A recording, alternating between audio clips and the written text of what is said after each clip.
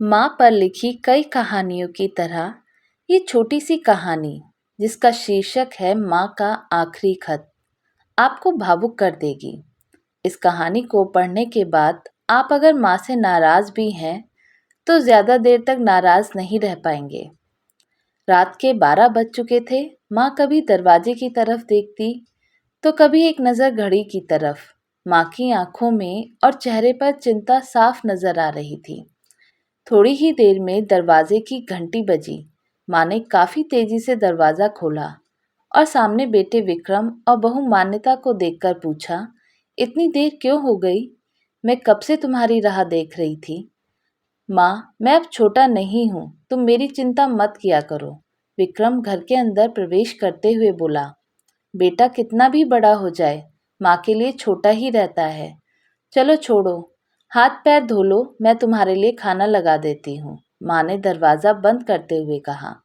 माँ जी, हम बाहर से खाना खाकर आए हैं, आप खा लीजिए, हम सोने जा रहे हैं। बहू मान्यता ने कहा। लेकिन मैंने तो तुम लोगों की पसंद की खीर बनाई है, आओ थोड़ी थोड़ी खा लो। माँ, तुझे एक बार में समझ में नहीं आता क्या? तेरी बहू ने कहा ना, हम बाहर से खाना खाकर आए हैं, क्यों परेशान करती है? जा तू खीर खा ले और सो जा, और हमें भी शांति से सोने दे।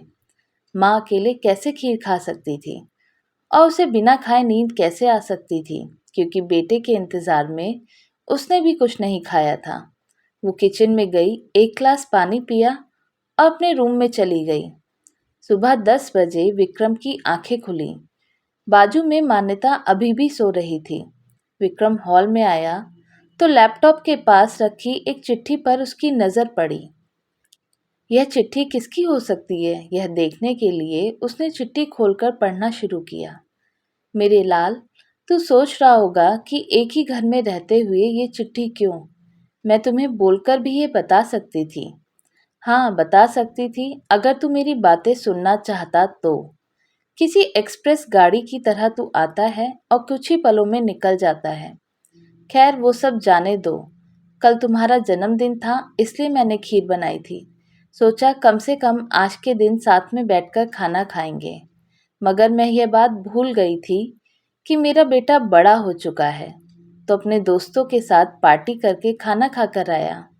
चलो, मुझे इस बात की खुशी ही हुई। मेरी दवाइयाँ खत्म हो गई हैं। मैंने कुछ दिनों पहले तुझे दवाई की एक चिट्ठी दी थी।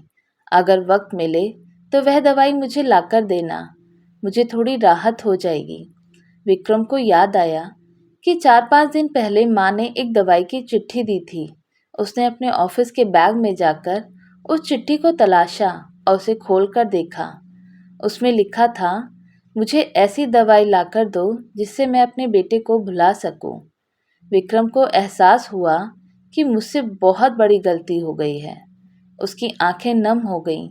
वो तुरंत अपनी माँ के कमरे की तरफ दौड़ा। सबसे पहले उठ जाने वाली माँ आज क्यों नहीं उठी थी, देखकर उसे आश्चर्य हुआ। उसे माँ को उठाने की काफी कोशिश की, लेकिन माँ एक गहरी नींद में सो चुकी थी। विक्रम के पास फूट फूट कर रोने के अलावा और कोई चारा नहीं बचा। दोस्तों, यह कहने की जरूरत नहीं है कि माँ बाप जीवन में कितने मूल्यवान हैं। उनके रहते हुए ही उनकी सेवा करो, उनसे प्यार करो। वो चले जाएंगे तो कुछ नहीं कर पाओगे। तो दोस्तों, आपको ये कहानी कैसी लगी हमें कमेंट करके बताइएगा। चैनल पर नए हो तो सब्सक्राइब जरूर कीजिएगा। धन्यवाद।